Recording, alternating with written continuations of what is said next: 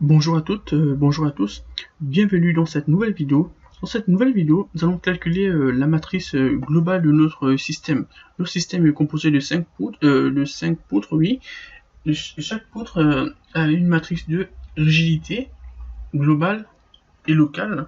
Ici, on va s'intéresser aux matrices globaux de chaque poutre, puis une fois calculé les matrices globaux de chaque poutre, on va calculer la matrice de l'ensemble, donc la matrice globale de l'ensemble des matrices de chaque poutre.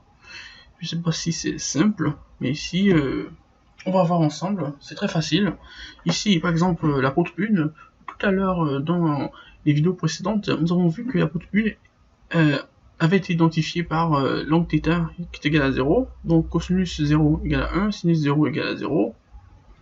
Alors, on a la formule ici, on a ES sur L. Cette formule ici, c'est la formule de la matrice de rigidité en repère global. Donc ici, on va calculer les matrices de rigidité de chaque poutre par rapport au repère global. Donc ici, on a la formule ici.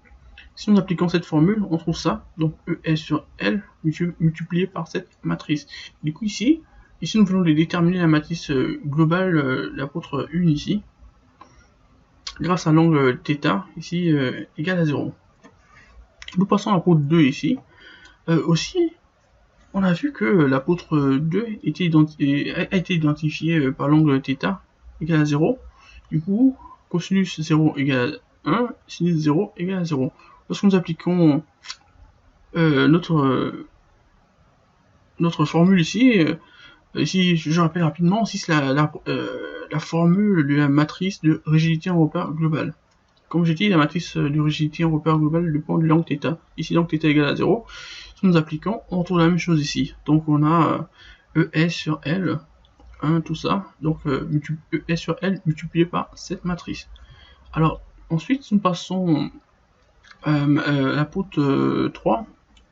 Donc 3 et 4, identifié par les nœuds 3 et 4.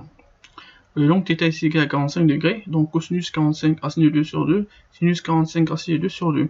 Du coup, on fait la même chose.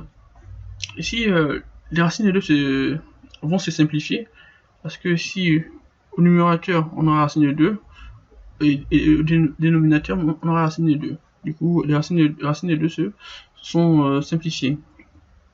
Donc, on applique cette méthode pour la poutre 3 ici.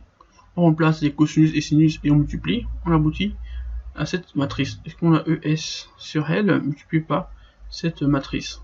Du coup, ici, nous venons de déterminer les 3 premières matrices de nos 3 poutres. Nous allons passer aux poutres suivantes. Alors, en ce qui concerne la poutre 4, 5 ici, 4, 5, donc la poutre 4 ici, tout à l'heure la poutre 4, 5, on identifié par l'angle moins 180, donc cosinus 180 moins 1, sinus 180, ici c'est 180, c'est 0. Du coup ici nous avons 180 aussi. Je me suis trompé, c'est 180. Du coup c'est 0. Du coup ici si nous appliquons cette méthode ici, on va trouver ES sur L multiplié par cette matrice. Du coup ici, donc avec θ égale à 180, du coup ici on a 180, cosinus 180 égale à moins 1, sinus 180 est égal à 0. Ici il y a 180, je me suis trompé, j'ai oublié de changer ici, sinon c'est 180 ici. Donc on passe à la poutre suivante, donc 5 et 2, nous sommes ici, donc ici 45 degrés aussi, cosinus 45 racine de 2 sur 2, sinus 45 racine de 2 sur 2.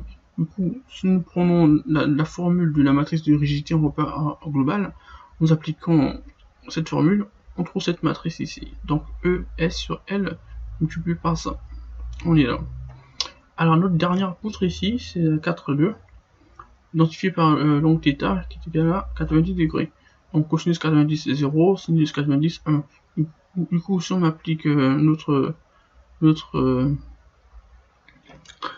méthode ici, donc notre formule, on aboutit à notre matrice ici. Du coup ici, nous venons de calculer nos nos matrices de rigidité de chaque poutre.